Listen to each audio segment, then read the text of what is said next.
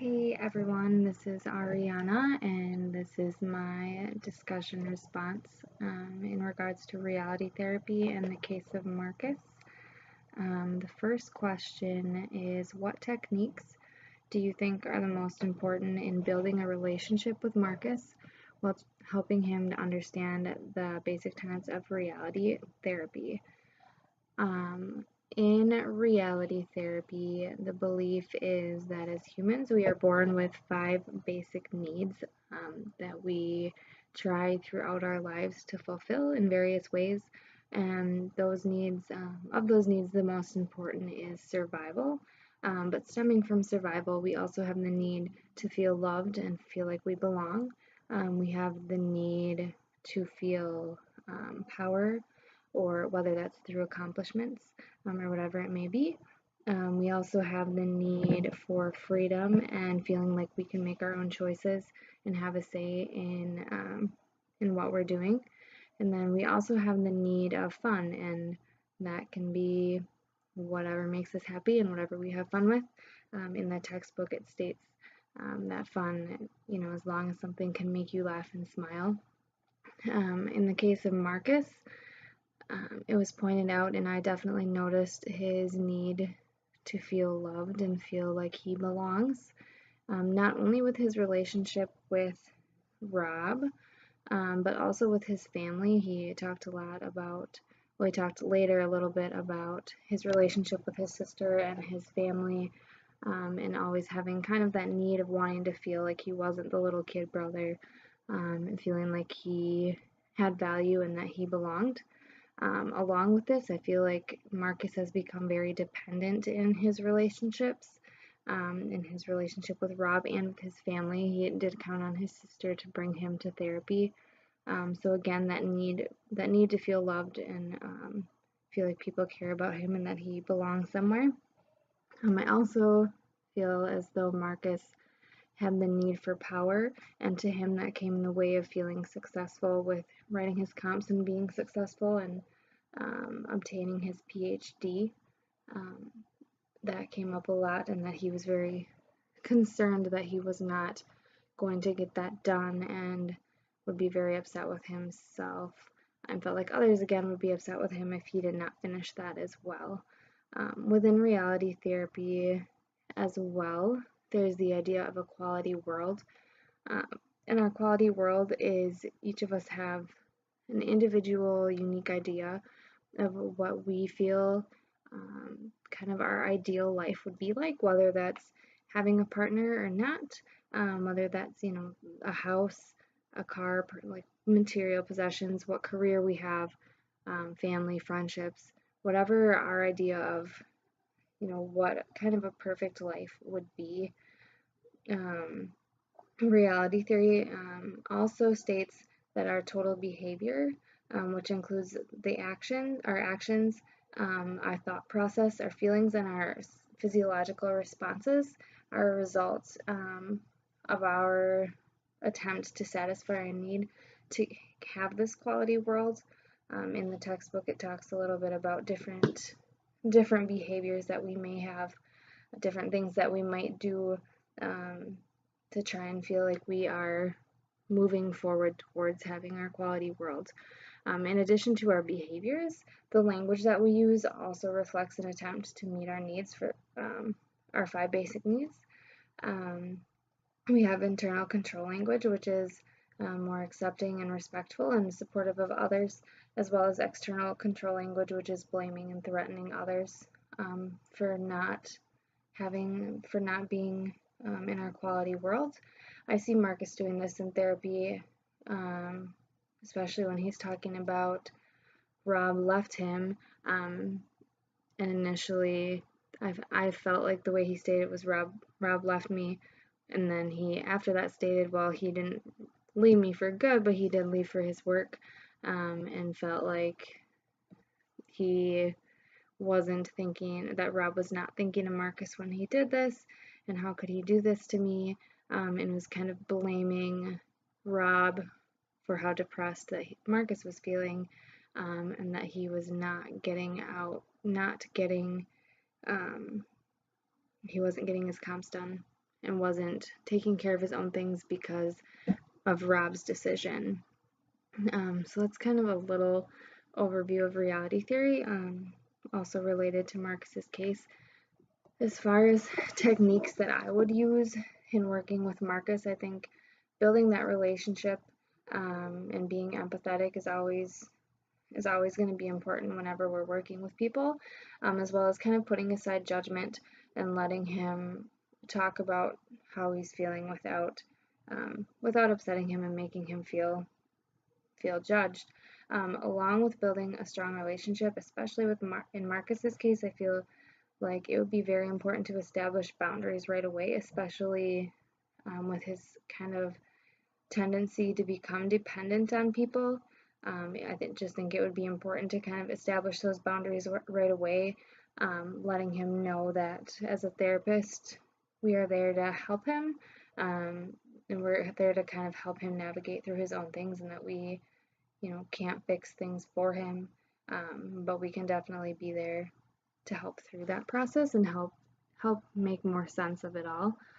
In addition to that relationship, using reflective listening skills, making sure that we're hearing what he's saying and understanding how he's feeling, as well as summarizing when he says he's feeling a certain way, summarizing that back to him and letting him know that he is being heard and he is understood. So along with that, maybe using affirming language. I also felt another interesting technique, and that was listed in the textbook, was about talking about non-problem areas. I noticed that Marcus tended to be pretty negative with what he was talking about, and was talking a lot about all the things that were not going right and things that he wanted to change and that he wasn't happy with. And sometimes I think when we get into that pattern of negative thoughts, and thinking about everything that's going wrong, it is important sometimes to kind of take a different approach and talk about things that might be going good, or things that, aren't going terribly wrong, to take the focus off those problem areas for a while, especially with individuals that might have certain personality disorders, such as borderline personality disorder, for example. An individual may kind of feed off from talking about their problems and everything that's going wrong. So sometimes it's important to turn the focus to something more positive. Another technique that was used also that I thought was interesting within the therapy session was doing the unexpected. So when Mike basically asked Marcus if he would like to start working on his comps, he had the choice to do that right now, and then he wrote them for a while. I kind of threw him off guard a little bit, but it did motivate him to get started, and kind of got him started on doing that. So I felt like that was kind of an interesting technique as well. The second question: if you were going to continue as Marcus's reality therapist, how might you use the WDEP system to support him in exploring and creating a plan to strengthen his relationships? The W is about discovering our wants. So as a therapist, initially kind of teaching Marcus about what a quality world is, talking about that with him, asking him a lot of questions about what he wants for himself and kind of what he envisions his life should be like in his head, whether that's, his career, his relationships, just really what that looks like. That can be done through a number of different ways, whether that's visualizing together, maybe journaling, writing things down, however it can be done through a lot of questions, but just talking about really what he wants and what needs he's looking to have met.